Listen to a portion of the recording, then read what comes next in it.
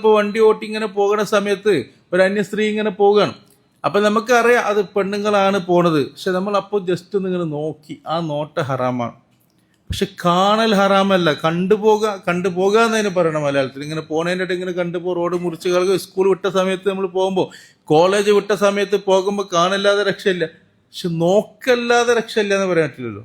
കാണലും നോക്കലും വ്യത്യാസമുണ്ട്. ഇംഗ്ലീഷിൽ തന്നെ ലുക്ക് എന്ന് പറയും, നോക്കുക എന്നുള്ളതിന്. കാണുന്നതിൽ സീ എന്നാ പറയാം. രണ്ടും വ്യത്യാസം, എല്ലാ ഭാഷയിലും വ്യത്യാസമുണ്ട്. കാണലും നോക്കലും രണ്ടും ഒന്നെന്ന് വിചാരിക്കരുത്. കാണുക എന്ന് പറയും ഇങ്ങനെ പോകുമ്പോൾ കണ്ടു പോകണതാ, നമുക്ക് രക്ഷയില്ല. അപ്പം അതിന് ഹറാമിൻ്റെ കുറ്റം കിട്ടൂല. അപ്പം നമ്മളെ ലെവലിൽ നമ്മൾ പോയാൽ നമ്മളെ ലക്ഷ്യത്തിൽ നമ്മൾ പോകുന്നു, പലവരെയും കാണുന്നു. ആ കാണുന്നതൊന്നും അങ്ങനെ കാണാതെ നമുക്ക് ജീവിക്കാൻ കഴിയില്ല, എവിടേക്ക് പോകാൻ പറ്റില്ലല്ലോ.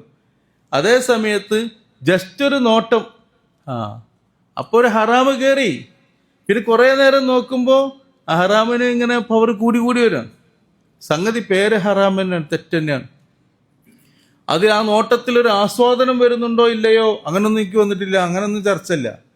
ആ നോട്ടം തന്നെ തെറ്റാണ്. അപ്പം ആയതുകൊണ്ട് അപ്പം അങ്ങനെ നോക്കുമ്പോൾ എത്ര തെറ്റുകൾ നമ്മിൽ വന്നു പോയിട്ടുണ്ടാകും, അത് മഹാന്മാർ ഇതിങ്ങനെ കൂട്ടി വെക്കും. രാത്രി പഠിച്ചോനെ എന്തെല്ലാം തെറ്റാ ചെയ്ത്, ഇങ്ങോട്ട് പോലും ഇങ്ങനെ കരഞ്ഞിട്ട് അള്ളഹാനോട് തൗബ ചെയ്യാൻ. മഹാനായിരിക്കുന്ന ഉമർ ഇബ്നു അബ്ദുൽ അസീസ് തങ്ങളൊക്കെ രാത്രി എന്നും സുജൂദിൽ കിടന്ന് കരയുമായിരുന്നു.